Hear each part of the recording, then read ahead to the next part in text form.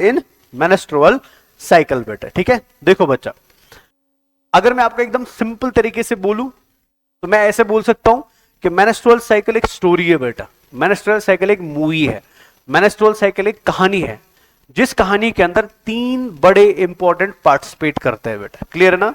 यानी ये स्टोरी चलती है 3 लोगों के बीच में बेटा। क्लियर है ना? 3 ऑर्गन्स के बीच में। तो सबसे पहले आप ऑर्गन याद रखो कौन कौन है, और फिर मैं आपको बताता हूं कि आपस में कैसे रिलेटेड है और कैसे इस कहानी को कंप्लीट करते हैं। ठीक है, नजर रखिए प्लीज सब लोग बोर्ड की तरफ, बिकॉज अब मैं एक इंपॉर्टेंट कॉन्सेप्ट आपको बताने वाला हूं जो नॉर्मली एनसीईआरटी से आपको समझ नहीं आता है। देखिए, तो मेनेस्ट्रुअल साइकिल की कहानी का जो पहला हीरो है, ठीक है ना, जो पहला पात्र है बेटा, ठीक है, जो पहला इंपॉर्टेंट मेंबर है जो इस कहानी को शुरू करता है और इस कहानी को कंप्लीट करता है बेटा, इस बंदे का नाम है पिट्यूटरी ग्लैंड बेटा। क्या नाम है? This is called as pituitary gland बेटा। क्लियर है बच्चा? तो पहले आप ये याद रखोगे कि मेनेस्ट्रुअल साइकिल में पार्टिसिपेट करने वाला पहला ऑर्गन कौन होता है? पिट्यूटरी ग्लैंड होता है। समझ आया? पिट्यूटरी ग्लैंड के ऊपर एक और इंपॉर्टेंट ऑर्गन रहता है जो मेनेस्ट्रुअल साइकिल को कंप्लीट करने में मदद करता है। ये वाला ऑर्गन है बेटा, इसको हम नाम देते हैं हाइपोथैलेमस। क्या बोलते हैं? हाइपोथैलेमस बोलते हैं। ये क्लियर हुआ?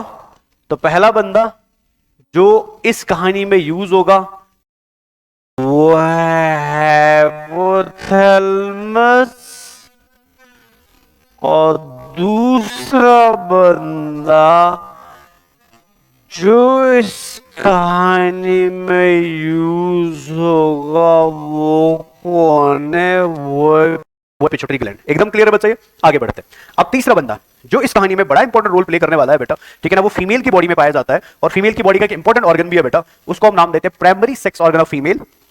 पढ़ा चुका हूं मैं ऑलरेडी बच्चा इसको, ठीक है, primary sex organ of female बेटा, ऑफ फीमेल। क्लियर है ना? और इस प्राइमरी सेक्स ऑर्गन को हम क्या बोलते हैं? ओवरी बोलते हैं।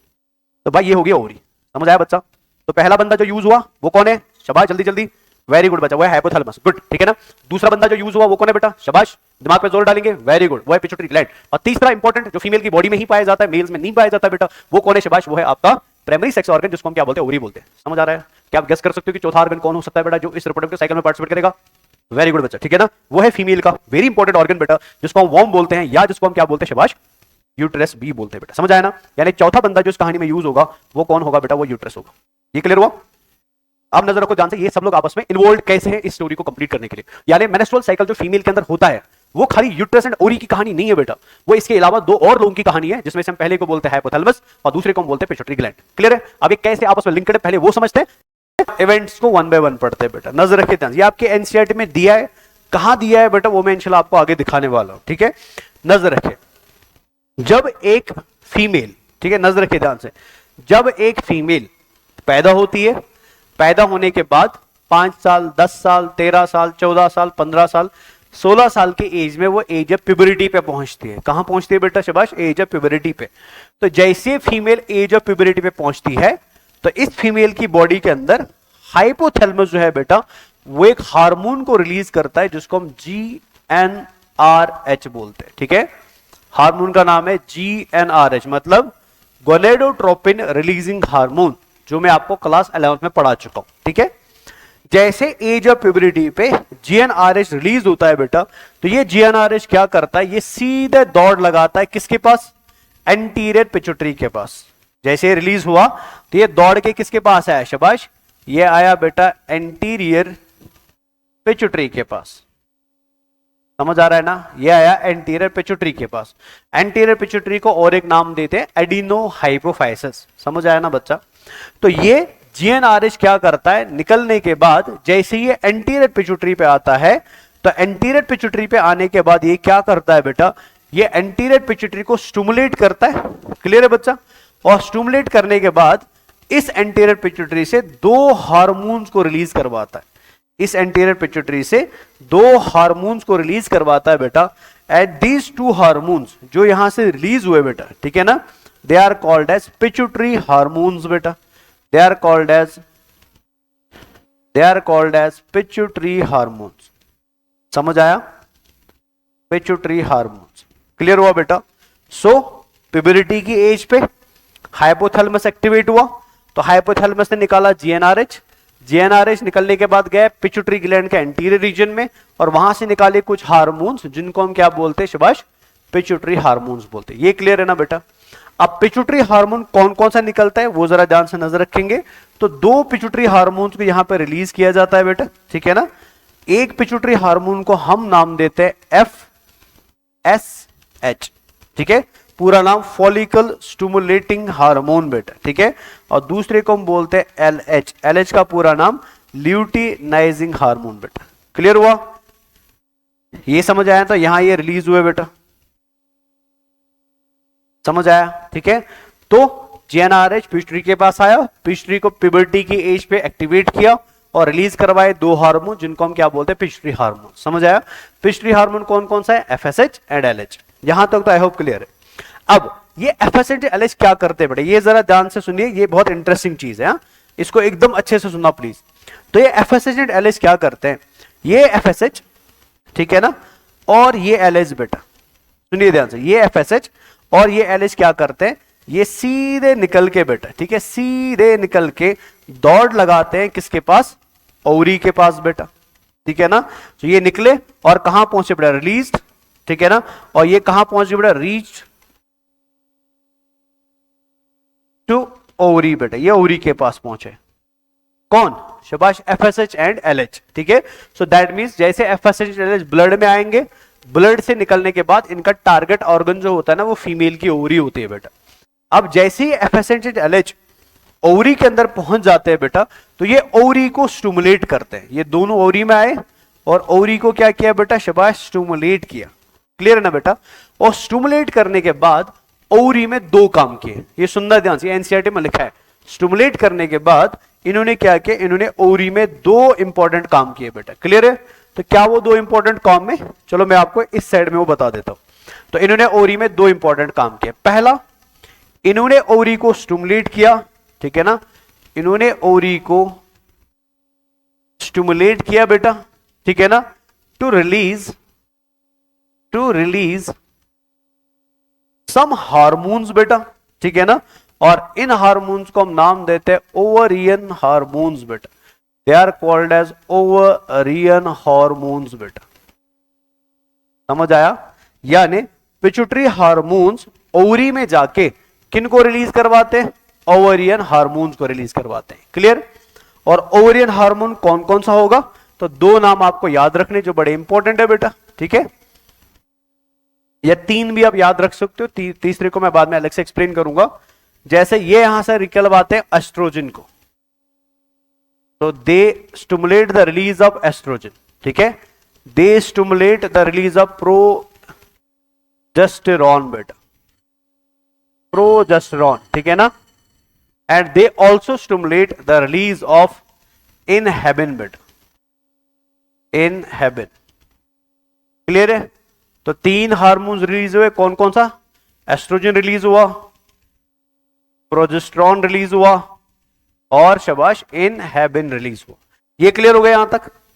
यहां तक तो समझ आया, ठीक है। तो ये रिलीज किसकी वजह से हो रहा है, शाबाश, दे आर रिलीज्ड बाय, इधर मैं लिख देता हूं, they are released by pituitary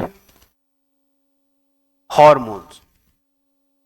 clear है ना बच्चा? ये पहली काम हो गई। दूसरा, ये हार्मोन्स जैसे ही ओवरी के अंदर पहुंचे, ठीक है ना, पिट्यूटरी हार्मोन जैसे ओवरी के अंदर पहुंचे, एक तो इन्होंने रिलीज करवाए ओवरी हार्मोन्स, दूसरा काम क्या करते हैं बेटा, ये ओवरी के अंदर कुछ सेल्स को मॉडिफाई करने की कोशिश करते हैं।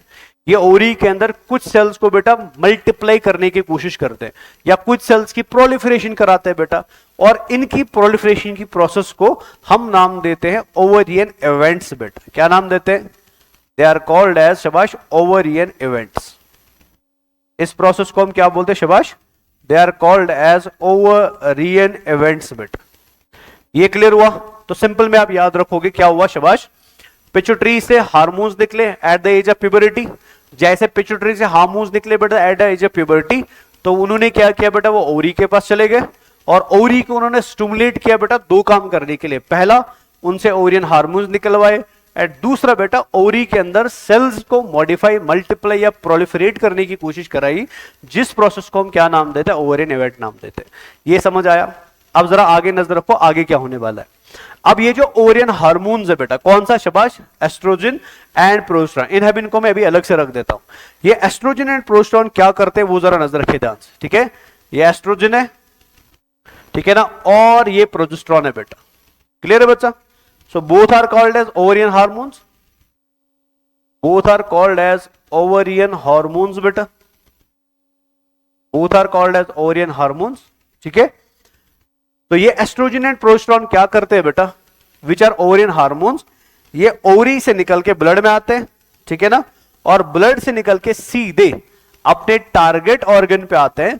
और इनका टारगेट ऑर्गन क्या होता है बेटा, इनका टारगेट ऑर्गन यूटेरस होता है।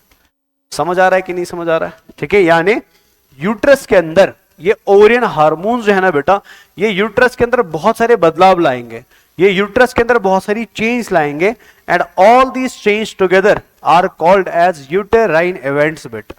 इनको हम क्या बोलते हैं शाबाश, they are called as uterine events, they are called as uterine event. समझ आया? So that means ovarian hormones uterus के अंदर स्टिमुलेशन कराते हैं बेटा, किसकी, स्टिमुलेशन ऑफ शाबाश यूट्राइन इवेंट्स इन यूट्रस बेटा। समझ आया? ये क्लियर हुआ? तो इस तरीके से ये पूरी कहानी चलती है बेटा मेंस्ट्रुअल साइकिल की, कहां, फीमेल की बॉडी के अंदर। समझ आया? तो ये मैंने आपको लिंक दिखाया कि कैसे हाइपोथैलेमस, कैसे पिट्यूटरी ग्लैंड, कैसे ओवरी और कैसे यूट्रस मिलके किसको कंट्रोल करते हैं, 28 to 29 डेज के साइकिल को, जिस साइकिल को हम क्या बोलते हैं शाबाश, यूट्राइन, जिस साइकिल को हम क्या बोलते हैं शाबाश, मेंस्ट्रुअल साइकिल बोलते हैं। आई होप ये क्लियर हो गया। सो ये मैंने आपको एक ओवरव्यू दे दिया, मेंस्ट्रुअल साइकिल कैसे चलता है, मेंस्ट्रुअल साइकिल में कौन कौन से हार्मोन्स होते हैं, या मेंस्ट्रुअल साइकिल के अंदर कौन कौन से ऑर्गन्स होते हैं। समझ आया ना? तो सबसे पहली चीज जो आप यहां करोगे, सबसे पहले आप हार्मोन्स को याद रखने की कोशिश करो। तो हार्मोन कौन कौन सा है मेंस्ट्रुअल साइकिल का, शाबाश ये याद रहना चाहिए बेटा। तो हार्मोन हमारे मेंस्ट्रुअल साइकिल का कौन कौन सा है, तो सबसे पहले बेटा शाबाश LH एंड FSH, जो किसके हार्मोन्स है, पिट्यूटरी के, ठीक है। और दूसरा कौन है बेटा शाबाश, एस्ट्रोजन, प्रोजेस्टेरोन एंड इनहिबिन, जो किसके हार्मोन्स है बेटा शाबाश, ओवरी के। इवेंट्स कौन कौन से, तो इवेंट्स हमारे पास दो है बेटा, ठीक है ना, इवेंट्स दो है, कौन कौन सा शाबाश, एक है ओवरियन इवेंट जो ओवरी में चलेगा, एंड दूसरा यूट्राइन इवेंट जो कहां चलेगा, यूट्रस में चलेगा। I hope this is clear. तो अभी हम क्या करते हैं, हम थोड़ा आगे बढ़ते हैं और पूरे साइकिल को समझने की कोशिश करते हैं कि ओवरऑल साइकिल इन दोनों मेजर ऑर्गन्स मतलब यूट्रस एंड ओवरी के बीच में कैसे चलता है और कैसे हार्मोन्स यहां पे काम करते हैं। क्लियर है बच्चा? नजर रखना ध्यान से। सो